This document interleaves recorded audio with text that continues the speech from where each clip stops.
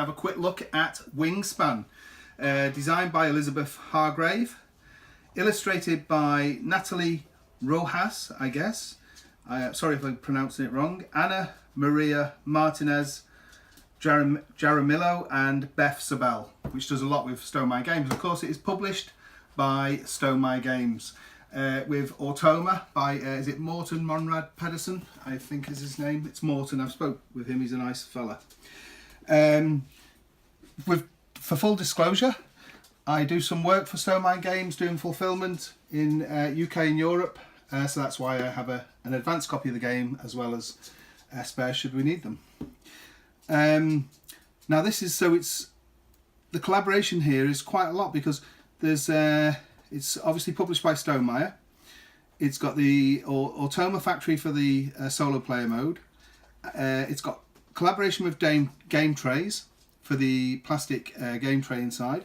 And also Tower Rex, I guess, are behind the design of the Bird Box Dice Tower. So it's a competitive bird collection engine building game for 1 to 5 players. And it looks incredible. I've seen some of the early reviews from Tom Vassell, who actually said it's, even though we're in January, he's guessing that it will make the top 10 of the year. So that's a bold statement, isn't it? And the Rado review, they absolutely loved it, and he played it in the solo mode. So lovely box front. There we go. And as others have said, I guess I'm not a bird fanatic, but I do really like birds, and we do, you know, I've gone out my way to chuck the crumbs outside for the birds in the winter and things like that. I do appreciate birds, but I'm not a massive bird fan, although years ago I did quite look at some bird books and stuff, and was slightly interested because a friend was into it big time. But so it's a totally different theme. So as has been mentioned, this book is incredible with its linen finish. It's almost like, I say, it's like a vinyl. It's almost like waterproof, which is extremely good, isn't it? So we've got a quick reference guide here, appendix, end around goals, bonus cards, bird powers continued here, card drawing powers, bird powers, hunting and fishing powers. Okay, so that's the appendix book. Then we got the Automa book here, which is nice and simple, all with this like vinyl linen finish, lovely. And there we go, that's nice and straightforward, isn't it? And now we have the main rule book here, telling us the contents of the game. Yeah, I could just, the production value is superb. Setup, overview, round structure, game end scoring, the 4 actions. Option 1, play a bird from your hand. Option 2, gain food and activate forest bird powers. Option 3, we've more or less got a page per option, so that's pretty neat. Lay eggs and activate grassland bird powers. And option 4, draw bird cards and activate wetland bird powers. And there's a massive amount of bird cards in this game, all individual, all different artwork and stats. Bird powers, end of the round, bonus cards. So do you know, from front to back, this is 12 pages, and that's with the credits on the back and the picture with the components on the back. So you know, and it's a good playtime as well, isn't it? And playing up to 5 players, so straight away that ticks a lot of boxes. 170 different bird cards, you know. So look at these rule books now. That's, you know, you got your Automa, you got your appendix and the main rule book, and then this box is chocker full. Look at that. There's not much wasted space in that box, if anything really is there. So I've been waiting to look at these eggs because I think they look terrific. They remind me of the Cadbury's mini eggs. That's what Donna said, you said straight away, didn't you? I think the colours are just for display on the board. Oh, they're lovely. They're really nice. They're obviously solid because there's weight to them. and they just feel really nice, and the colours are superb, aren't they? That's a lovely blue. Kate will like that, won't she? So I think when you get eggs, you can pretty much pick whichever colour. It's just to put a nice colourful display on your in your play area. I mean, they are lovely, aren't they? So nice and absolutely perfect. They just seem to be sit there just absolutely excellent. So plenty of them, and lovely colour choice, like pastel colours. I really do like the blue ones. So that's those.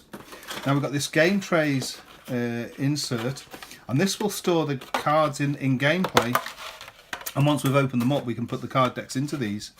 But also during play, free cards can sit in this really sturdy lid here, so you know, it's so practical, and we can get in easy enough to pick cards out and things like that. So that's a real nice touch, isn't it, as well? You can see how that works in action with the cards shortly. We've got a bag here with the dice. They're large dice. They remind me, I think they're like the size of the Charterstone dice. And we've got the cubes, which are the player colours. So we've got some nice purple, red. Are they like a turquoisey blue or dark? They're nice blue. They're a nice blue. We got a light green and a vibrant yellow there. Some nice player choices. I say these large dice that will go in that bird box dice tower, and they're very nice. Oops. And that's what's going to give us up the stuff that the birds are going to eat, berries and grubs and what have you, and fish.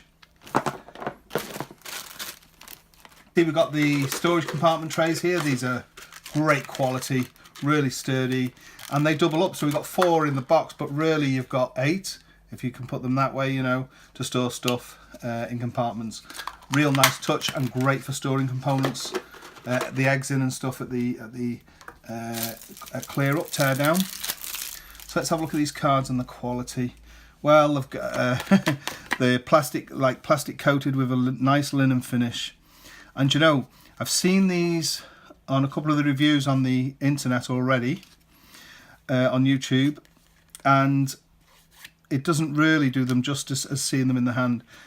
And there is something real nice about looking at, I think, pictures of birds, and that you can also learn a little bit, because it shows you where about in the world its habitat, natural habitat is. This is a bronze cowbird. Never heard of one before, but now I know what one looks like. Its wingspan's 36 centimetres, I guess, on average. And cowbirds lay eggs in other birds' nests, a bit like, is that a magpie that does that? And often break or push out host birds' eggs. So not a very nice character, him. He looks a bit evil, really, with his red eye there, doesn't he? So there we go. So we just learned something about a cowbird, and there's 170 here. Cards. Really nice, aren't they? I really like the nice clean design of these, and the quality is exceptional. I really do not believe you would have to sleeve these at all. I think you'd be pretty much wasting your money. I think the quality of them is that good. They're not just good, they're above what I would call good quality. They're exceptional. They're a really nice, good quality card. You're not going to get any markings on edges, so you can see what's what. These are a very, very well designed card. So if we get one at random out of each deck, so we've got the yellow-bellied sapsucker. And sapsuckers drill rows of holes in trees, then lap up the sap and the insects it attracts. There you go. So we know about a yellow-bellied sapsucker now. So let's say there's another card deck. Just lovely. And let's get onto this deck here. So many that you're going to you're not really going to play the same game twice. Apparently the variability is phenomenal.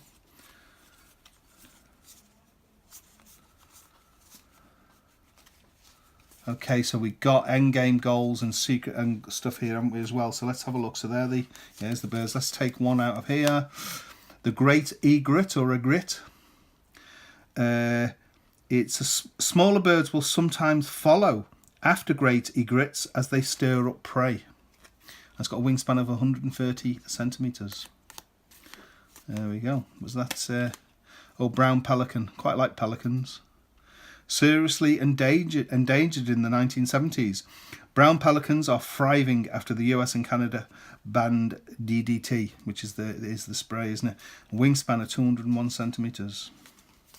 So, I mean, absolutely awesome. I'm sure everybody will be reading about these birds as they come to collect them in their sanctuaries, is it? Some nice strong baggies there. We have two lots of ways of playing this with the I think the blue side is the less competitive side, so everybody can just score certain stats on the chits that come out, and this one is more competitive on the green side, so that's pretty neat. Also, tons of scoring sheets for the end of the game. You can always print some more off. We've got the, like I say, the excellent Stonemeyer resource trays there, which really are excellent, those. And here, so we've got some round cards here. I mean, I guess the Automa card's going to be here. These have got to be the Automa cards. Lovely, lovely artwork there.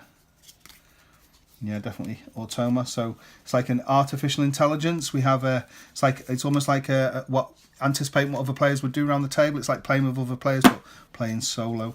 And these must be the gold cards of doing omnivore export, viticulturist. Viticulture, another excellent Stonemeyer game. So plenty of those. Now we have the player boards. Now look at these. These look like journals. Look at the production quality. They're fantastic. It looks like a leather-bound journal, doesn't it? And you open it up, and these really are a joy. They're super large and a blast of colour on the table, aren't they? And you imagine these once you've got your cards and the little eggs on them as well. It just so different, isn't it? So we got 5 of these of the game boards. They're so nice, really nice quality. Great finish on these. Got like a linen finish on these as well. The bar's been raised, I think, with the production quality here. So there's 5 of those. And we have our birdhouse assembly instructions here. So there's 2 punch sheets devoted, really thick as well. 2 punch sheets devoted to the bird tower. That's going to end up looking like that for the dice.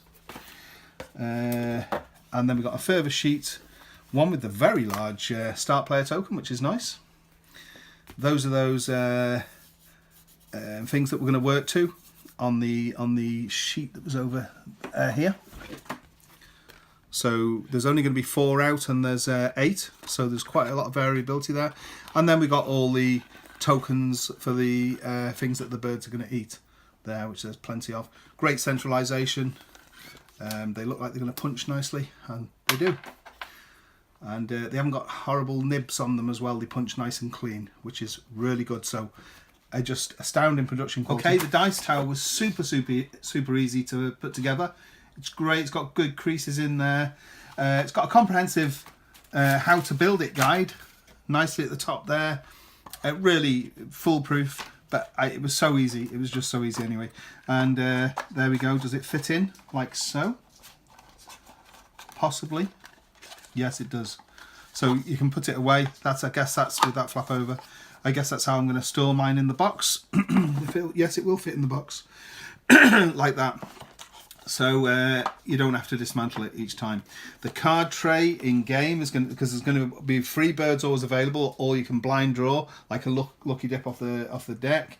So that's just a nice design, isn't it? And then look how easy it is going to be for tear up and put up and tear down. So you open up and your cards are going to fit in here, and they can use them in play as well as a source for your cards, and having your available free cards here. You've got your Stonemeyer compartment trays here for sorting all the bits and pieces out. Dead easy. Then you just got your player colours and your dice. So let's have a look at this dice tower. Let's see how it plays. Let's have a look. I mean, it is one excellent looking dice tower, isn't it? Really different. The bob in the back there, and it's got 2 little chutes there that's going to hit, so it's going to tumble the dice really well. So we got the 5 here. Throw them in the back. Let's have a look. Can I get them all in one go? Oh, there's actually a large area on the back. There we go. And it works excellently well. So everything's sorted and punched and sorted out. And you know what? Tear down and setup is going to be super easy. There's probably other ways. Look, I've ended up, how many games? Normally I'm raiding drawers for extra baggies, and you know, you have to buy extra baggies in. I've ended up with loads over because there's many different ways you could sort this game out. But I've just put the rule books on top so they're easy to hand. I've got my player sheet there. Sorry, the communal sheets for the different ways of playing. The pad, my bird box, I put separate there on its own in the corner. I've got the base of the bird box with, these won't go in upright. Well, they will actually, but it's expanding the size slightly. If you put them on the curved bit, they fit in nicely, so you get a couple in there. Teddy's just knocked the remote control. Naughty Teddy. He's just knocked the remote control off the sofa and he knows he's done something naughty. So, yeah, and I use one of the baggies for these little bits here. Tokens and more eggs in the great organisers. The player cubes in a bag, and in the separate you just hand them to the players. And then the amount of stuff you can fit in this, we've got the like players' journals, where you're going to get your bird sanctuary boards here in the bottom. And then in this, you can store so much in this for easy. This is just for me. I'm thinking easy setup, easy tear down. I got all the 170 cards of the birds there. I put my dice just plonked on top there because they fit. It fits nice and easy. The first player marker going into this bit here fits in nice and easy. Saves bagging it up in my opinion. And then here's the extra cards with the end game cards and the automa and the helper cards and stuff. So there we go. All fits in real nice and easy. Super quick setup and tear down because of the organizer boxes, because of this game trays box. It's just a great package, isn't it? All fits neatly into the box. Here we go. If I remember how I had him there, and this with a couple of those upside down there. There we go. A couple of the organizer boxes. Then we put the baggies here to separate that. And we've got the player endgame scoring pad there. Sheets and rule books. And there we go.